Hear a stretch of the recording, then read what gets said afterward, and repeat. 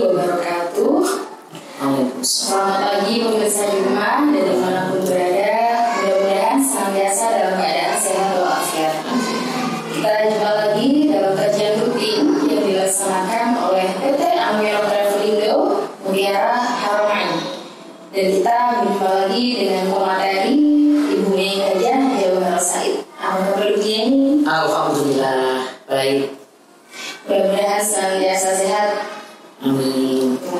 Nah, untuk hari ini kita akan mengkaji surat Al-Baqarah mulai dari ayat 58 yang akan berlanjut sampai beberapa ayat yang kita sesuai dengan waktu nanti kalau kita lanjutkan. Nanti setelah kajian selesai, Bapak Ibu juga bisa mengajukan pertanyaan, bisa melalui chat di komentar YouTube atau via Instagram. Baik, langsung saja dimulai ya, Bang. Monggo waktu dan tempat kita persilakan. Bismillahirrahmanirrahim. Assalamualaikum warahmatullahi wabarakatuh. Alhamdulillahirabbil alamin wassalatu wassalamu ala asyrafil anbiya'i wal mursalin sayyidina wa habibina wa syafi'ina wa qurrati a'yunina Muhammadin sallallahu alaihi wasallam wa ala alihi wa ashabihi ajma'in. Qala Allah ta'ala fi kitabihil karim, a'udzu billahi minasy syaithanir rajim. Wa idza ta'adzana rabbukum la in syakartum la azidannakum wa la in kafartum inna 'adzabi lasyadid. Shadaqallahul adzim. Hadratul muhtaramin, para alim, para ulama, para kiai, para ustaz dan ustadzah, semua pemirsa, semua pendengar pengajian virtual rutin pada hari Selasa, semuanya yang dimuliakan oleh Allah Subhanahu wa taala. Amin. Terutama dari keluarga besar PT Amiro Travelindo, baik yang sudah diberangkatkan kemarin, karena setelah new normal ya, kita sudah memberangkatkan 4 trip ya, 4 kali memberangkatkan. Setelah itu kita mau berangkatkan lagi dengan adanya COVID dari mana? Dari bukan COVID yang baru, COVID yang menyerang lambung itu loh ya. Dari itu, nah lalu Arabia Saudi beriktikad untuk menutup kembali. Dan insya Allah ini sepertinya mau dibuka lagi ya. Infonya tanggal 14. Alhamdulillah, infonya tanggal 14. Semua yang sudah terdaftar di PT Amiro Travelindo segera datang ke kantor kami, ditunggu oleh semua karyawan-karyawan kami, sehingga Bapak Ibu segera dipanggil oleh Allah ke Baitullah untuk melaksanakan umroh. Amin. Salawat salam semoga tetap terlimpahkan kepada junjungan kita Nabi besar Muhammad Sallallahu Alaihi Wasallam.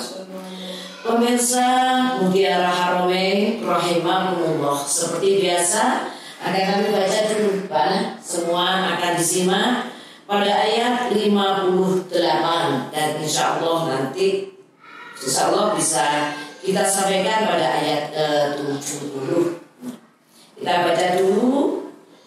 Ayat ini akan menyambung tentang surat Al-Baqarah ayat 57 yang kemarin hari Selasa sudah saya terangkan. A'udzu billahi minasy syaithanir rajim.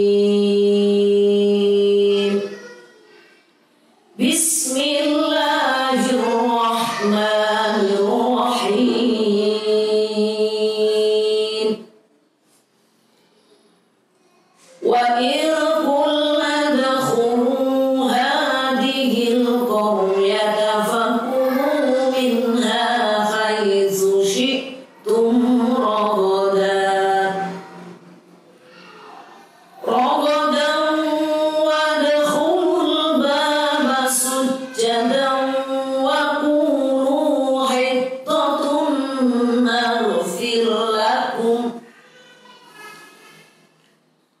Hittotun naghfir lakum khatayakum wa sanazidul muhsinin.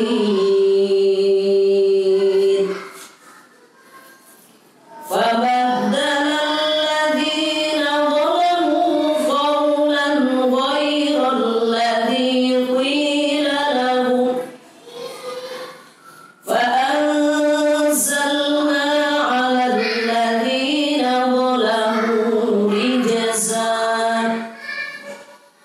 الذين ظلموا رجزا من السماء بما كانوا يفسقون. Kita baca 2 ayat dulu ya.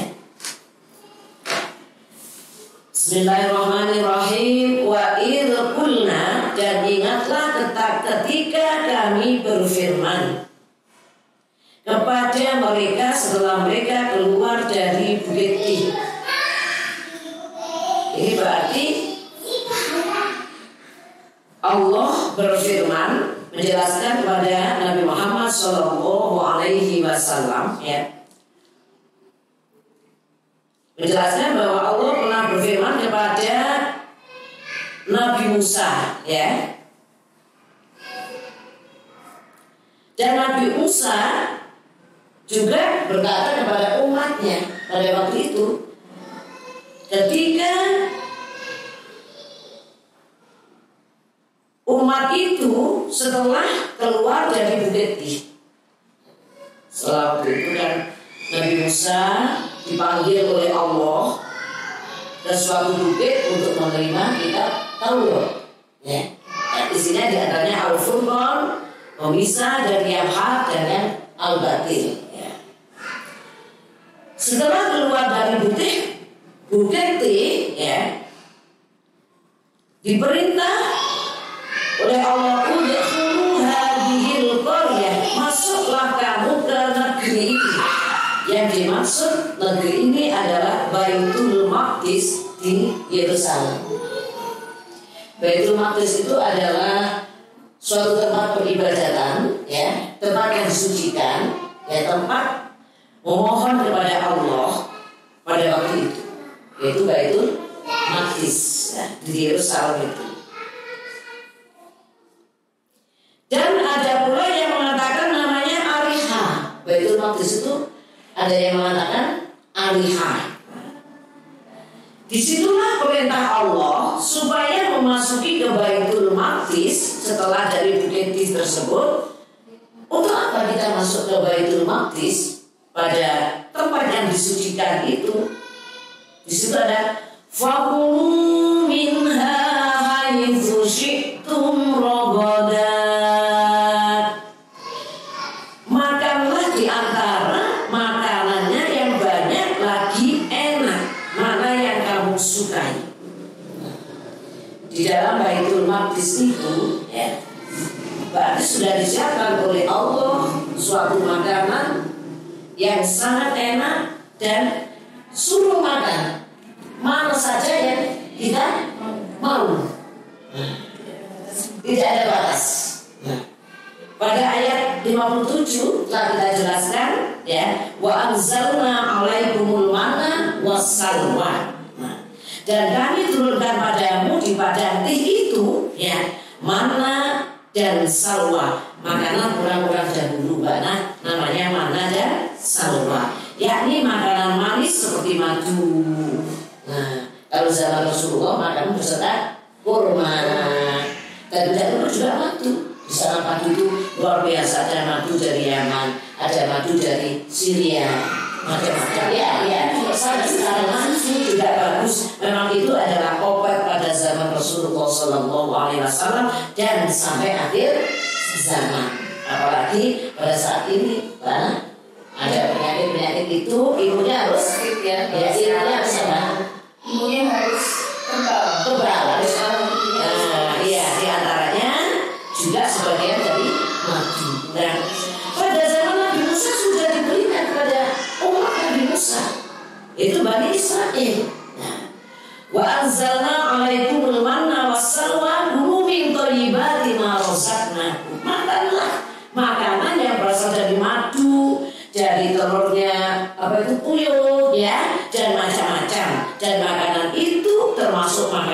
suci, yang disucikan oleh Allah sebagai rezeki yang telah diberikan kepada Nabi Musa dan para umatnya. Nah, pada ayat 58 ya, juga Allah berfirman, "Fakulu minha haitsu syi'tum ragadan." Makanlah di antara makanan yang banyak lagi enak mana yang kamu sukai tanpa ada larangan. Masya Allah ya. Cuma kadang-kadang manusia itu sudah diberi rezeki, masuk kurang, dilarang ini, masuk pingin, justru ada larangan tertentu itu kita ingin mencoba. Itulah manusia ya, manusia itulah. Kemudian diperintah lagi wadkhulul baba sujada. Nah, ke Baitul Maqdis dan masuklah pintu gerbangnya.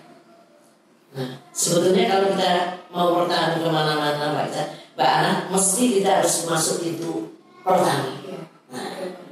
Nah, gerbang pertama. Jangan langsung tanya orang ke belakang. Namanya orang berumah tangga kita tidak tahu sedang apa. Mungkin sedang makan, mungkin sedang mandi. Nah, jadi ajaran-ajaran Islam, ajaran tauhid mulai Nabi Adam alaihissalam luar biasa. Nah, ini diajarkan kepada umat siapa? Nabi Musa. Nabi Musa. Wadkhulul baba sujada, ya. Maka masuklah dari pintu gerbangnya sujadan, dalam keadaan sujud, artinya menundukkan diri dengan cara yang sopan. Karena Baitul Maqdis tempat apa? Suatu peribadatan suci, tempat yang dimuliakan oleh Allah Subhanahu wa Ta'ala. Kalau sekarang kita masuk ke Baitul Haram, ke Masjid Nabawi, Masjidil Haram. Tempat-tempat itu adalah tempat yang dimuliakan oleh Allah Subhanahu wa Ta'ala.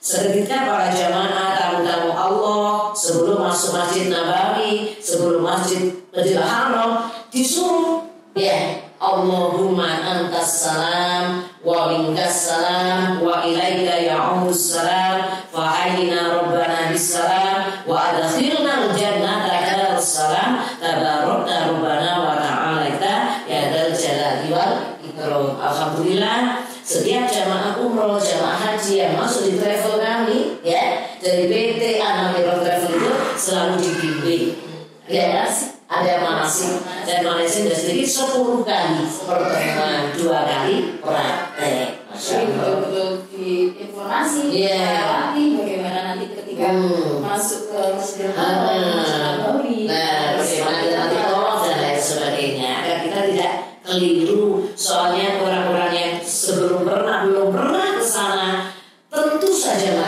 namanya umroh itu bukan orang yang semua kiai, bukan semua ustadz, bukan semua yang harus sudah menjadi ustadz dan ustadzah, tidak. Ya, banyak. Jadi orang-orang yang masih belum bisa ngaji, dan PT Anamiro memberikan fasilitas, bahkan bisa belajar membaca Al-Quran secara gratis. Disiapkan. Gak perlu khawatir. Kita nggak bisa ngaji. Tidak usah khawatir kalau ikut ke PT Anamiro, selalu dibimbing ya, mulai dari keberangkatan, mulai dari keluar dari rumah sampai masuk ke rumahnya kembali. Nah, ini seperti ini karena pada waktu itu umat Nabi Musa disuruh Allah memasuki Baitul Maqdis pun ada tata caranya. Jadi wadkhulul baba sujadan, masuklah dari pintu gerbangnya sujadan dan menundukkan. Maksudnya sujud bukan seperti orang sujud sholat kan? Etika, bukan Allahu Akbar, bukan sujud seperti itu. Tidak. Ya. Jadi perintahnya sujadan ini adalah dengan apa ya? Andap asor. Nah ya, dengan menundukkan diri, dengan sopan santun seperti para jamaah yang mau masuk ke Masjidil Haram dan Masjid Nabawi. karena Nabawi pun dikatakan juga masjid Nabi, masjid Rasul. Di situ pun ada Rasulullah Sallallahu Alaihi Wasallam. Jadi tidak bisa tunai, tidak bisa berdosa, serobot-serobotan. Jadi kita itu adalah hamba Allah yang mau masuk tempat suci, maka harus juga Anda masuk menjaga etika. Maksudnya sujadan seperti itu. Jadi waktu itu ya.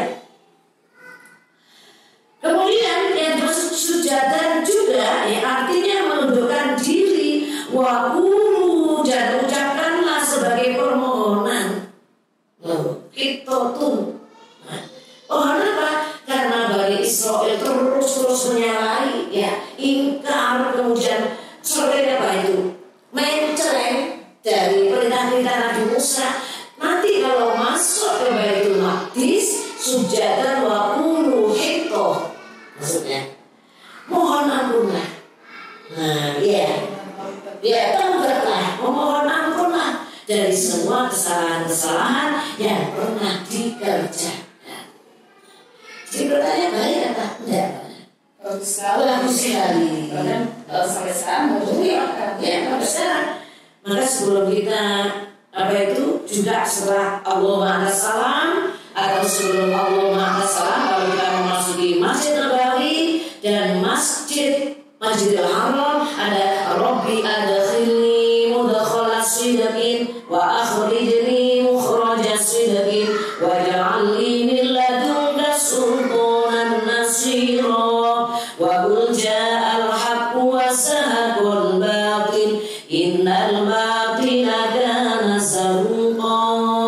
Selain kita mohon salam, ya, selamat masuk, selamat keluar, selamat di dalam masjid kita, selamat kan gitu ya. Nah, maka juga kita semoga dimasukkan oleh Allah adkhilni mudkhala sidqin, pada masuk yang sesungguhnya, keluar yang juga sesungguhnya, karena di situ banyak dosa dan lain sebagainya.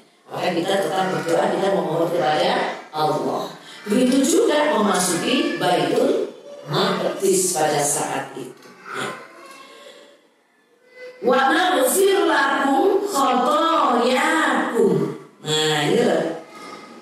Apabila kamu masuk lewat pintu gerbang dengan memohon ampun, memohon maaf kepada Allah, niscaya Allah akan mengampuni.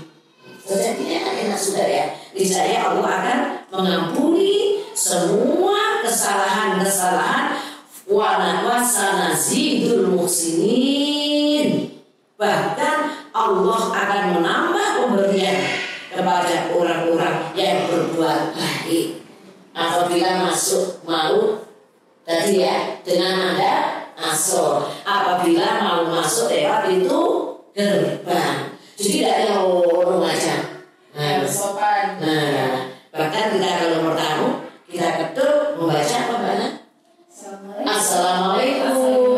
Nah, assalamualaikum. Lewat mana itu? Lewat itu pada sama lah. Masya Allah. Kalau kita kaji ini luar biasa. Jadi pendidikan yang sudah dulu diajarkan oleh Allah sampai kepada Nabi Muhammad, sampai umatnya akhir zaman.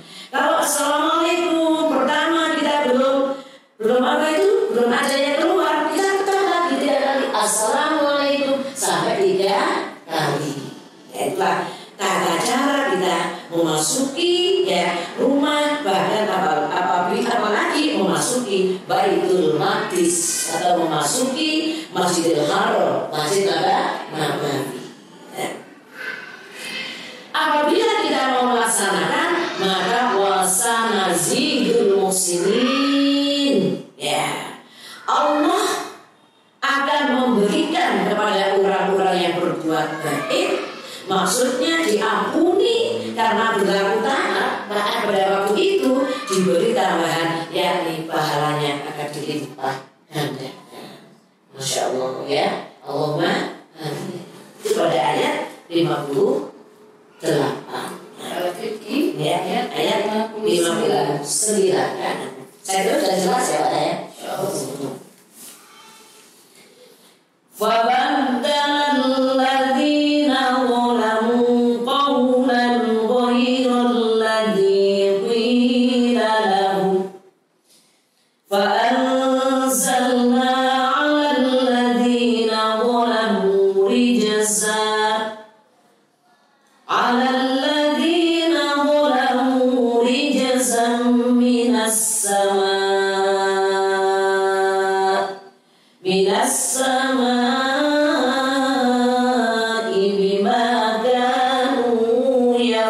sun.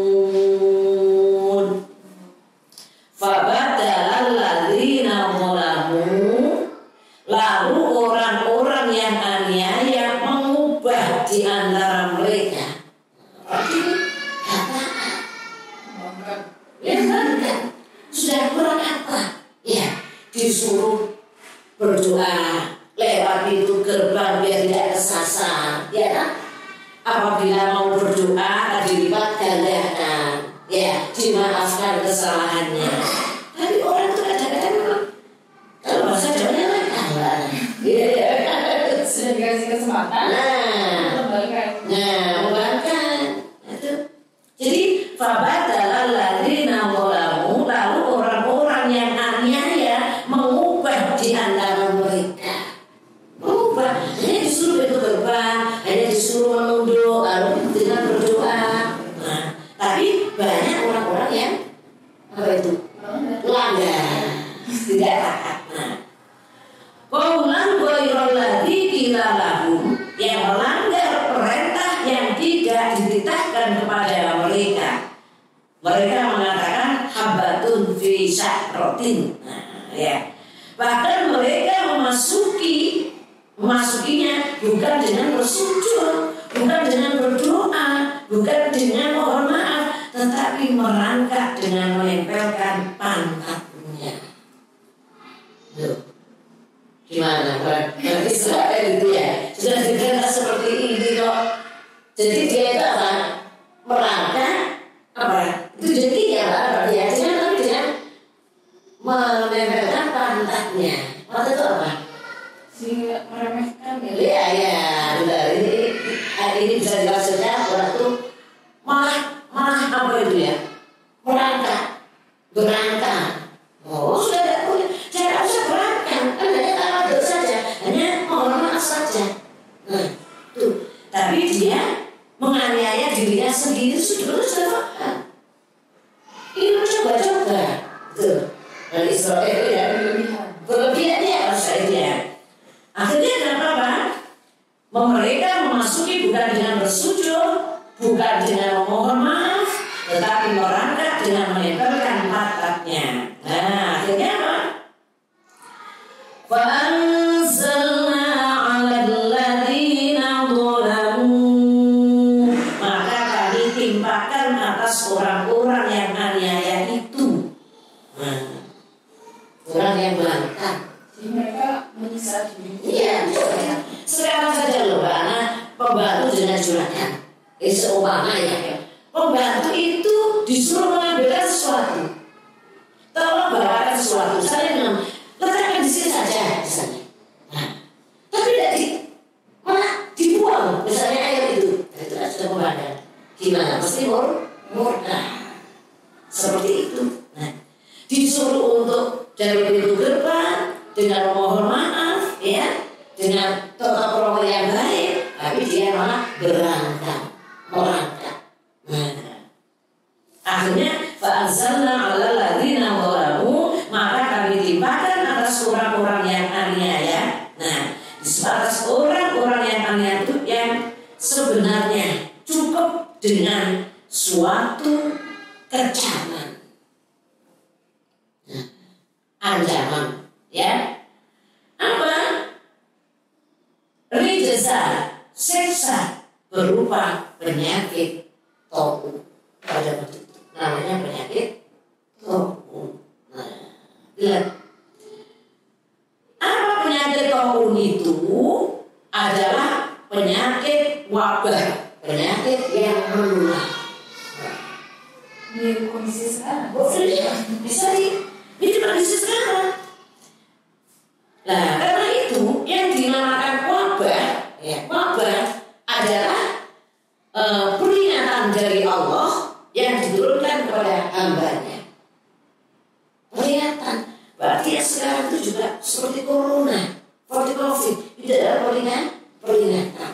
Karena apa? Banyak hamba-hamba Allah yang sudah melanggar, tidak taat kepada peraturan, terutama yang sudah difirmankan di dalam Al-Qur'an. Jadi bisa disimpulkan kondisi wabah seperti ini kesempatan. Iya. Semua bertobat. Nah, perbaiki diri. Ya. Jadi pada waktu itu diturunkan penyakit taun pada zaman Nabi Musa. Yang disebut penyakit taun adalah penyakit yang menular. Pada zaman Nabi Muhammad juga ada. Bahkan pada waktu itu pada zaman Nabi Muhammad ketika beliau di Madinah juga diturunkan penyakit yang menular. Pada saat itu adalah penyakit kusta. Penyakit apa saudara? Lepra. Nah, penyakit kulit. Bahkan yang mati pada saat itu 20.000 sampai 25.000. Masih sedikit ya. Kalau dibanding yang sekarang. Akan tetapi kalau dibanding pada waktu Nabi Musa, luar biasa. Kejalan Allah pada waktu itu 1 jam bisa orang mati 70.000. Nah, untuk bilangin, karena apa? Pada waktu itu Bani Israel sudah terus diingatkan. Setelah dia mohon maaf diberi nikmat, tapi terus mencoba.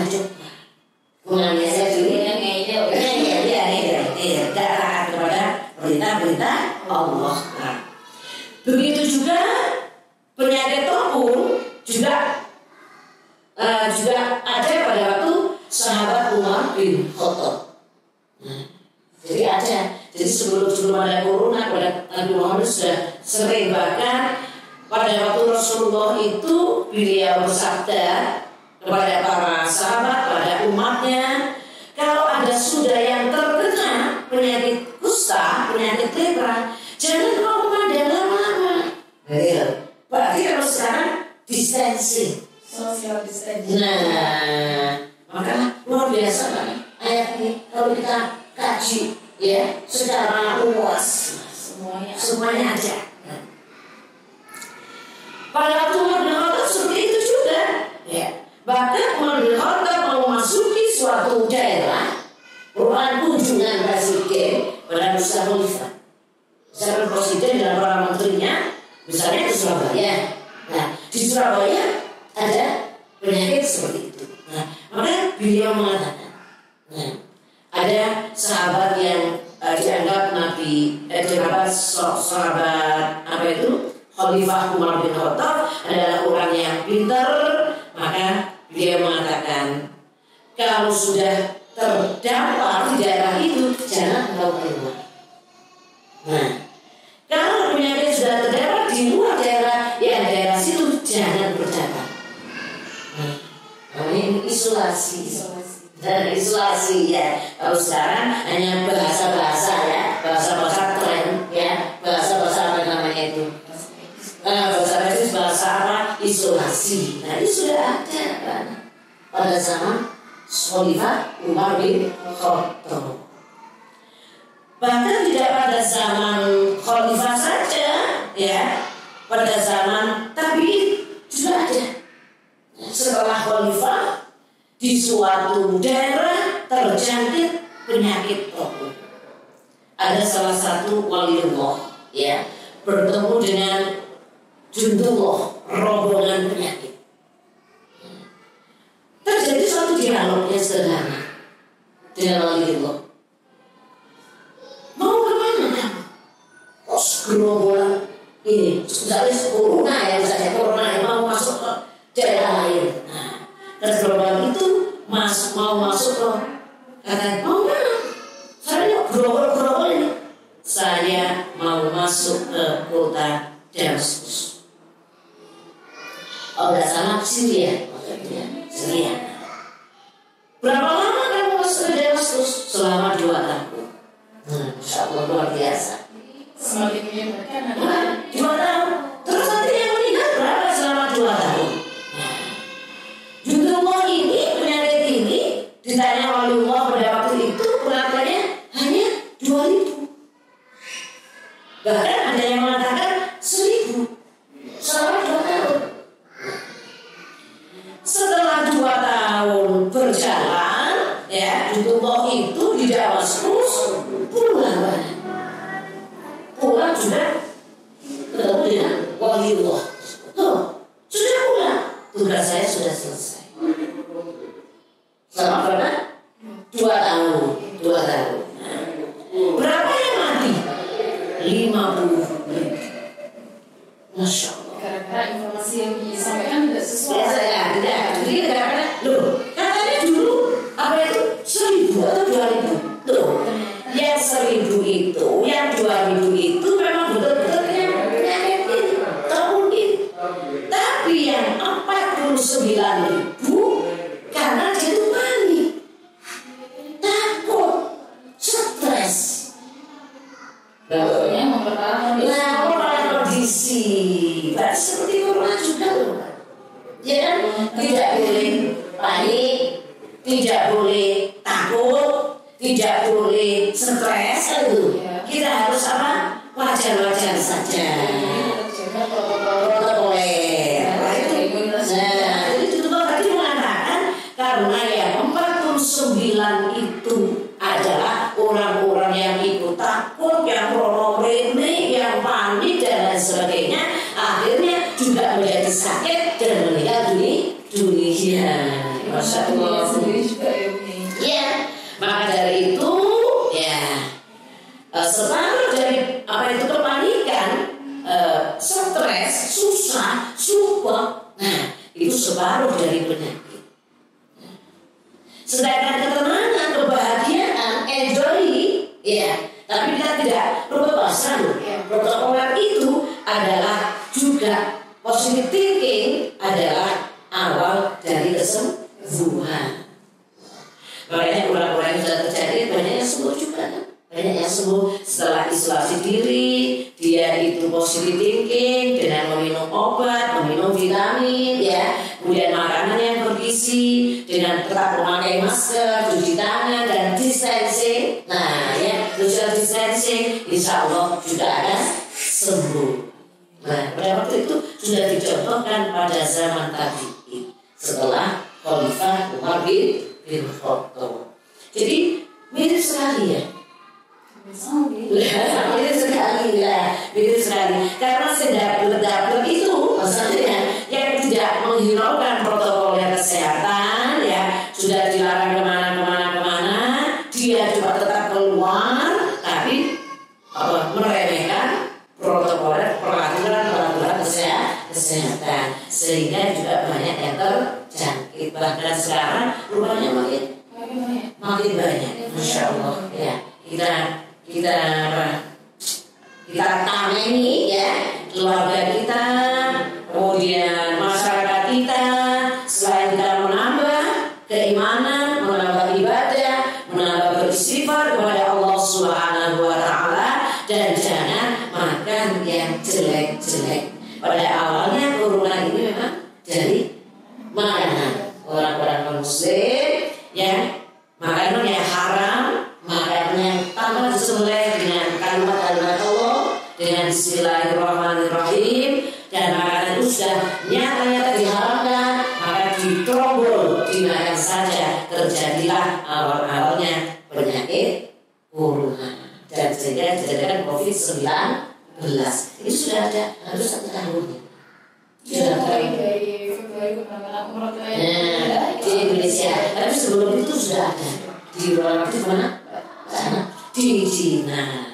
Ya, di Cina sana orang-orang non Muslim makanya kurang hati-hati. Jadi banyak makanan-makanan yang kotor yang sudah jelas-jelas itu mengandung penyakit, maka diterombol saja, diterampas saja, dimakan. Dan terjadilah penyakit. Nah, semacam kalau pada zaman Nabi Musa, kalau pada zaman Nabi Muhammad SAW seperti itu, yang dinamakan penyakit taun. Nah, termasuk yang kembali lagi kepada fabadala ladina zalamu qawlan ghairal ladzi qila lahum, ya, wa anzalna 'alal ladina zalamu rijzan minas samai bima kanu yafsukun. Maka kami timpakan atas orang-orang yang aniaya itu, orang-orang tidak nurut dengan peraturan, orang-orang tidak taat, ya, rijzan, suatu siksa berupa penyakit taun. Minas samai bima kanu yafsukun, dari langit disebabkan kefasikan mereka. Fasik, orang itu sudah termasuk pelanggar dosa-dosa besar. Nah, disebabkan mereka melanggar ketaatan, maka dalam waktu 1 jam ada 70.000 orang yang meninggal dunia. Masya Allah, luar biasa. Semoga tidak seperti itu di Indonesia. Ya, insya Allah kalau di Indonesia masih banyak orang yang sholat, masih terdengar dikumandangkan Al-Quran. Mayoritas muslim, masih banyak doa-doa yang dikumandangkan, masih banyak sholawat-sholawat yang dikumandangkan, masih banyak istighfar pada malam hari, pada siang hari yang diucapkan oleh orang-orang yang beriman di Indonesia. Semoga golongan ini lekas diambil oleh Allah, dibuang oleh Allah. Dan semoga negara kita tetap menjadi baldatun thayyibatun wa rabbul ghafur. Kita lanjutkan pada ayat 60. Tadi belum saya baca, kita bacakan dulu. Bismillahirrahmanirrahim. Wa idistasqa Musa liqaumihi faqulna بعصاك الحجر فانفجرت منه 12 عينا قد علم كل أناس مشربهم كلوا واشربوا من رزق الله كلوا واشربوا من رزق الله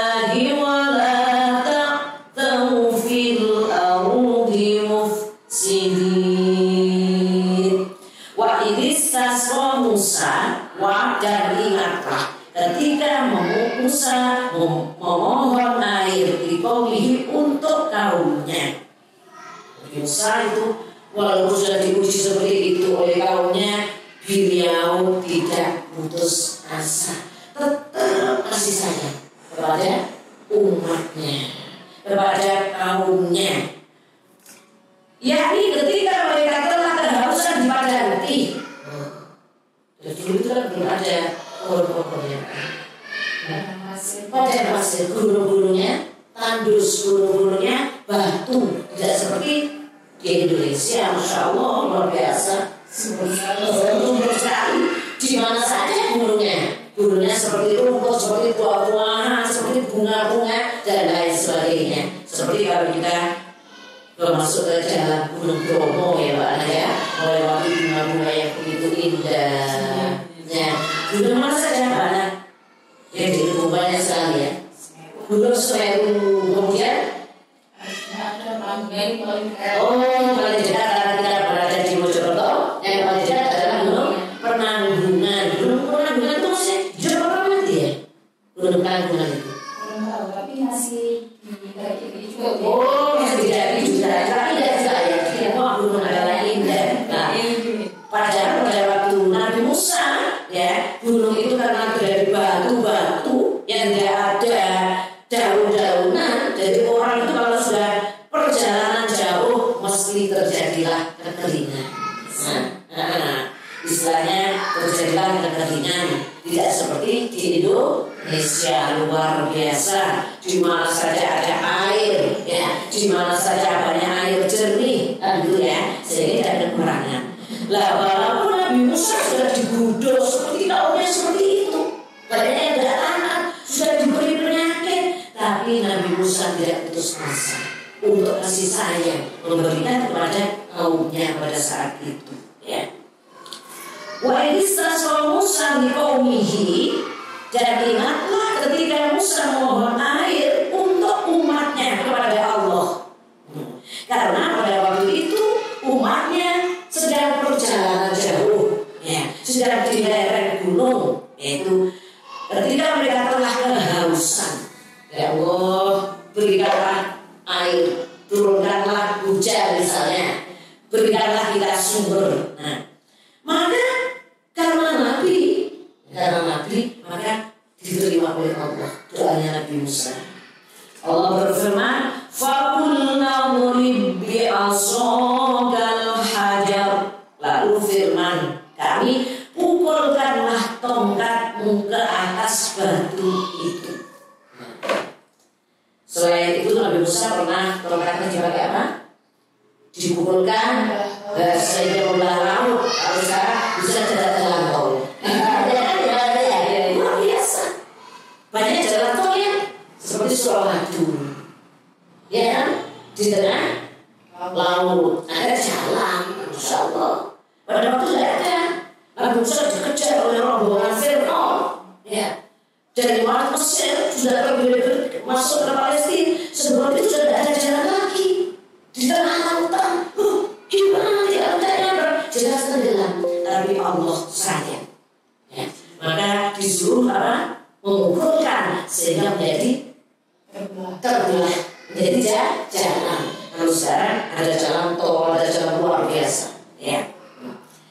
Pada waktu itu, setelah itu dibuat lagi menjadi lautan lagi. Maka rombongan Fir'aun tenggelam semuanya. Dan itulah termasuk kenikmatan. Tapi terus saja bodoh istilahnya Nabi Musa ini. Pada waktu Nabi Musa dan umatnya merasa haus, maka Allah berfirman, "Faqulna bi asokal hajar." Pukulkanlah tongkatmu ke atas batu itu. Nah, di sini memang ada batu. Terus sekarang dinamakan batu ajaib. Ada ya batu ajaib yang dimasukkan di gelas orang. Ada batu namanya ponari. Jadi, ada saja kita bisa mengaji. Luar biasa. Jadi Al-Quran sumber ilmu pengetahuan, ya kan? Ilmu mengenai kedokteran, ya, termasuk topung tadi ini, ya.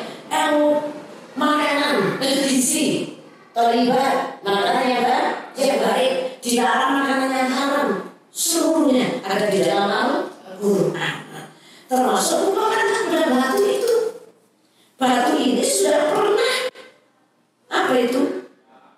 Oleh Allah diperintah. Nah ini maka kepada batu yang pernah membawa lari pakaiannya, bentuknya tipis persegi 4 sebesar kepala manusia. Kita bayangkan, mungkin ya besar kepala manusia segi 4 yang tipis batunya, di situ disuruh mengumpulkan tongkat itu. Maka Nabi Musa juga taat kepada perintah Allah, ya. Fa'fajarat min husnata, seketika tongkat Nabi Musa dipukulkan dengan izin Allah. Bismillahirrahmanirrahim. Fa'fajarat min husnata ashrota ainah. Maka terbelahlah batu itu, lalu keluar air daripadanya 12 mata air sebanyak jumlah suku Bani Israel. Masya Allah, luar biasa. Tidak perlu air, ya. Seketika waktu makanan, hanya nggak waktu dekat di rumah, sehingga penyakit topu diturunkan. Nah, topu sudah berarti keturunannya yang topu tadi dia nganut, ya, karena melihat Nabi Musa berdoa diijabahi oleh Allah dengan mengumpulkan tongkatnya dan keluarlah air 12 pancuran yang pas pada waktu itu sejumlah suku Bani Israel. Berarti kita harus kaji suku Israel apa saja.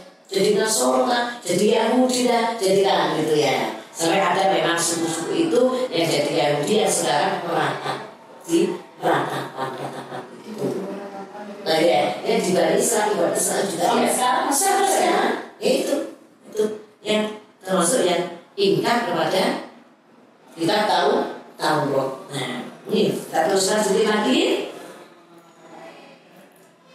Qad alima kullu unasim mashrabahum. Sesungguhnya telah mengetahui tiap suku, yakni tiap-tiap suku di antara mereka mashrabahum. Nah, larilah minum. Loh, kalau sudah diberi rezeki berebutan. Kalau sekarang ya sumbangan bujuran dari pemerintah itu apa itu? Bujuran gelas ya, itu istilahnya apa itu? Bujuran sosial, bantuan sosial. Alhamdulillah sekarang menteri sosialnya baru karena rupanya lebih sensitif ya, dikucurkan kepada yang berhak menerimanya kan begitu ya. Karena orang tuh kalau rezeki dia tuh tidak merasa kaya. Untuk terus padahal itu sudah ada yang berhak menerimanya. Padahal sudah dibatasi loh anak. Di dalam Al-Quran zakat pun harus diberikan kepada 8 golongan. Nah kadang-kadang selain 8 golongan mau minta, dia sudah kaya. Nah itulah. Nah ini juga seperti itu. Qad alima kullu unasim masyrabahum, sesungguhnya telah mengetahui tiap-tiap suku. Karena itu sudah 12 panjangan dan sukunya ada 12 berbondong-bondong. Dia membawa tempat air hingga mereka tidak saling berebut. Maksudnya dia berebutan, sudah ada haknya 12 panjangan itu ya. Kulu washrabu min rizqillah.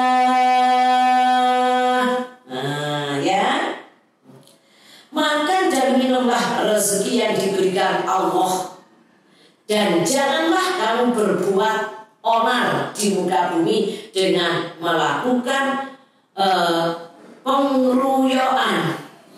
Jadi sudah 12, maksudnya gitu. Sudah diberikan air, sudah diberikan rezeki. Nah, kepingin yang rezekinya orang lain. Serahkan. Kalau sekarang korupsi. Nah itu lagi kurang bersyukur. Dia tidak percaya dengan Allah. Allah sudah memberi, ya mesti cukup. Gitu. Apalagi kalau kita berdoa Allahumma barik lana fima razaqtana wa qina adzabannar. Akan diberikan berkah, akan melimpah ruah. Kalau mau bersyukur la azidannakum. Yang tadi diterangkan di dalam sini juga ya ada ya puasa azidul muhsinin, dan akan saya tambah kebaikan-kebaikannya. Loh, sudah gajinya 100 juta. Kalau dibanding kalau kita hidup di sini gajinya sudah ada sampai ratusan juta, puluhan juta. Saya kepingin mengambil hak-haknya orang lain. Apalagi hak orang itu orang fakir miskin. Jatahnya orang yang kena penyakit corona sehingga tidak bisa kerja, tidak bisa makan, anaknya tidak bisa sekolah, masih mentolong diambil. Kalau sudah itu Allah akan menurunkan laknat. Allah akan menurunkan azabnya. Kulu washrabu min rizqillahi wa la ta'thaw fil ardi mufsidin. Nah, ini. Janganlah engkau melakukan pengeroyokan. Janganlah engkau menjadi orang sing apa itu ya? Serakah. Sudah diberi ini, saya melihat sono. Dalam saya melihat sono. Ya. Akhirnya apa? Karena akan menjadi orang-orang mufsidin, hal yang memperkuat perbuatan pelaku, ya, akan menjadi berbuat onar dan akan menjadi orang-orang yang disiksa oleh Allah, orang-orang yang merugi. Kalau sudah di penjara, tidak ketemu keluarganya, ya, tidak ketemu istrinya, tidak ketemu anaknya, keluarganya. Na'udzubillah min dzalik. Ya Allah, semoga keluarga kita, orang-orang mukmin, orang-orang muslim semua, ku anfusakum wa ahlikum narum. Jagalah, jangan sampai ada yang tercecer di nerakanya Allah Subhanahu wa ta'ala, seperti yang sudah dicontohkan pada umat Nabi Musa alaihi salam. Bersyukurlah kita diberi Allah kekuatan iman, ketaatan beribadah, rezeki yang barokah. Nah, maka selalu diingatkan oleh Allah, kalau sudah diberi rezeki yang barokah, maka disisihkan kita untuk sujud ke Baitullah. Saya kira itu untuk bahasan hari ini, Pak Ana.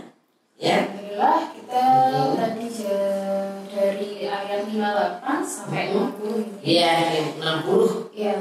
Alhamdulillah kita bisa simpulkan, Allah sudah beri kita pedoman sebetulnya dari zaman, bahkan dari zaman Nabi Musa, Nabi Adam, Nabi Adam alaihissalam, itu tadi Nabi Musa juga sudah ada kitab Taurat, yang juga kita bisa ambil manfaatnya dari kitab sebelumnya dan dicantumkan kembali di dalam Al-Quran.